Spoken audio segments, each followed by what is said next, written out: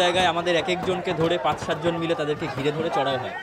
ফলে তারপরে আমরা যখন সেখানে পৌঁছে যাই, সেখানে মিডিয়া পৌঁছায়, তখন কিন্তু তারা সাইড হয়ে যায়, বিভিন্নভাবে ছত্রভঙ্গ হয়ে যায় এবং কিছু মহিলা সামনে এসে বলতে থাকে যে এরা নাটক করছে।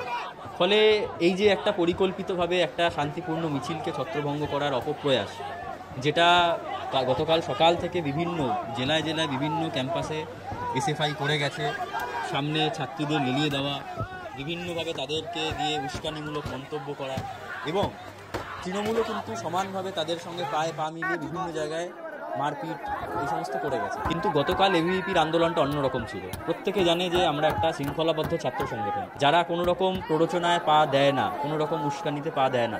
কিন্তু গতকাল পরিস্থিতিই এমন ছিল, গতকাল মিছিলের বিষয়ই এমন ছিল। আমাদের মূল দাবি ছিল যে ছাত্র ধর্মঘট ডেকে উচ্চ মাধ্যমিক পরীক্ষার্থী যারা জীবনের দ্বিতীয় বড় পরীক্ষা যারা দিতে চলেছে, তাদেরকে যেন কোনো রকম অসুবিধার মধ্যে পড়তে না হয়।